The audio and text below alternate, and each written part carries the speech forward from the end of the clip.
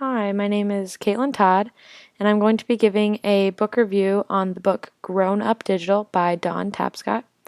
In this review, I'm going to be giving a brief summary as well as determining the recommended audience with that. I will also be discussing application to higher education as well as the book's credibility according to some of the literature that we've read in class as well as some outside literature.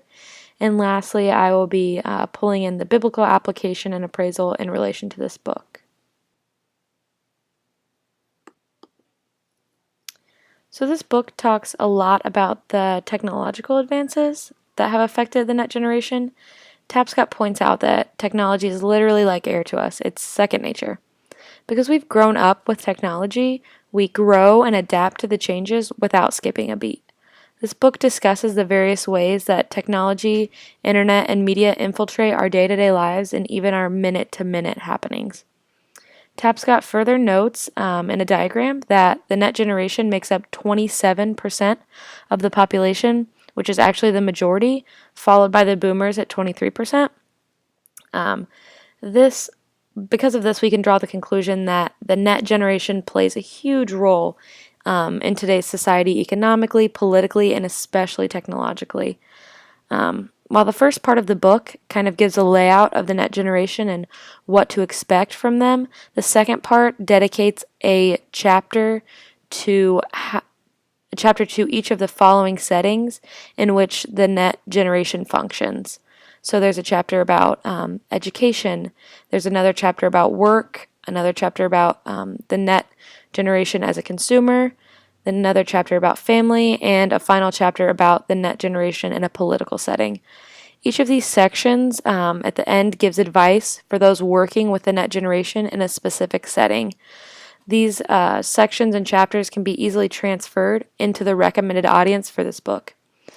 Like I previously mentioned, there are little bits at the end of each section that give applications for educators, managers, marketing professionals, parents, and politicians in dealing with the net generation. This book is recommended to those who are working with or working to appeal the net generation. I would also recommend this book to those who are part of the net generation. Not only does this book help those outside of our generation to better understand us and work with us, but it also helps those that are inside of the net generation to better understand themselves and those around them in their generation. So when talking about application to higher ed, I'm just going to share a quick story about Mark Zuckerberg, who you all know as the founder of Facebook. When he was in high school, he was taking a art history class, and he had actually the entire semester not attended class because he was so busy working on Facebook. Facebook was a project for one of his other computer design classes, so he had spent so much time working to create Facebook, he had entirely neglected this art history class. So in the final week to prepare for the final, he created a separate website where he uploaded photos and small descriptions and places to post notes from the class. And he invited his class members, and they all posted various notes and studied from these notes. And actually, Mark Zuckerberg and all of his classmates did so well on the test, and the professor was actually pleased at the collaboration that they had done outside of class. So this is just an example of a way that technology was being used in education. While it's an old example from over 10 years ago, it's a way that shows that students are going to bring technology into the classroom and find new ways to use technology in their learning. So because of this, higher education professionals need to stay on the up and up in technology. While I think that it has been said before, I think it's important for us as higher education professionals to value continued education and keep current with our students. Tapscott challenges educators to design programs according to the 8 norms of the net generation. These norms include choice, customization, transparency, integrity, collaboration, fun, speed, and innovation. Including these things in net gen learning experiences is a way to play into their strengths. Tapscott also challenges educators to see their net gen students as lifelong learners and not just students trying to pass a test. NetGen students have access to facts and information at their fingertips by going on Google and other search engines. Therefore, he calls educators to teach NetGen students how to learn and not what to know. This goes along with seeing college students in their holistic development. Students don't come to colleges and universities just seeking academic education anymore. They come to grow and develop as a whole person. That's just something we've been talking about throughout the duration of this class. So I think it's really a really good application in higher education. So this is just a quote that I pulled from the book that I thought was really good and applicable in higher education, and it states, it says, instead of lecturing, teachers should interact with students and help them discover themselves. This ties in with the whole student development, holistic learning outlook on students rather than just looking at them as academic learners. So in discussing credibility, I'm going to talk about a couple sources that just back up what Tapscott has been saying.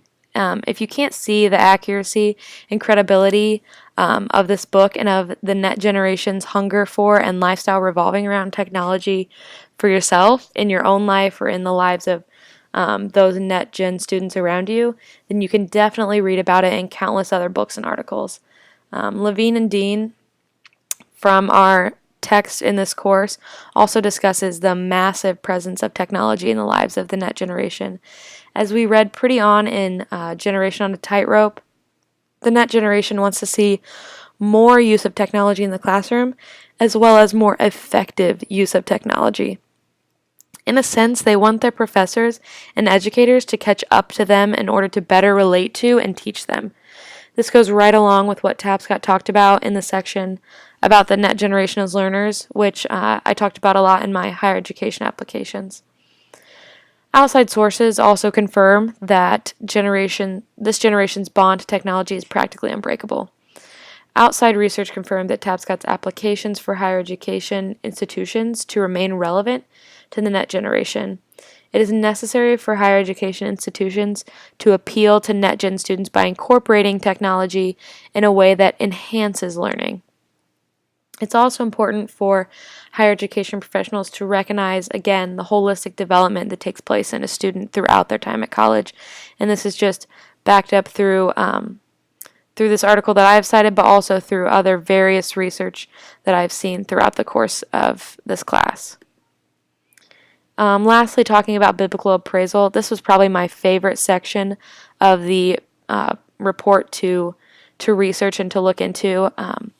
As you can see, my first section here talks about how from generation to generation, no matter what generation or through the generational barriers or differences, He is Lord, and we know that His kingdom is forever and that our God is sovereign. And that was just something that I think is gives us peace, but also gives us hope that no matter what society says about our generation, we know that He is sovereign and that He has created us in His image above all of these things.